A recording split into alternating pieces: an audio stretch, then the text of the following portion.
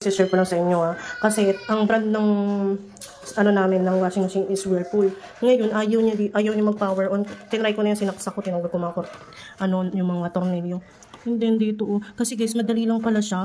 Ang singil ba naman sa akin 3.5 kasama na daw yung labor and yung parang sobrang mahal. Pati yung panel board kasama na daw. Nakita ko sa Shopee, yung panel board na wala pang 500 pesos, 484 lang.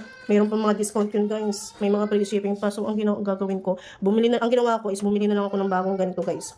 Panel board. Tapos ako na lang ang gagawa kasi may mga tutorial sa YouTube, meron din tutorial sa TikTok.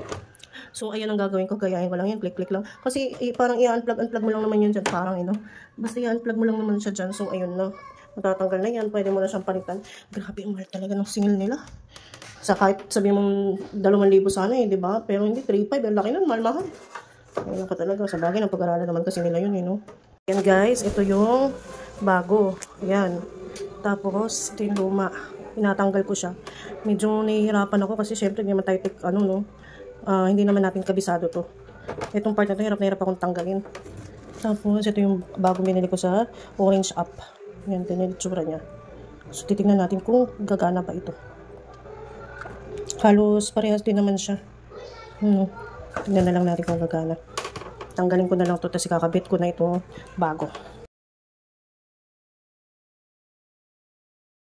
Ito na yung bago. Natanggal na. And then, ikakabit na natin yung mga wirings.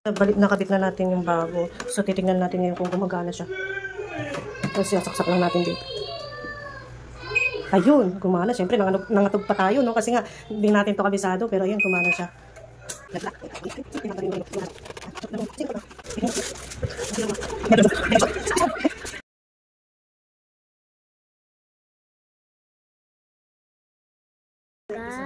Ayan.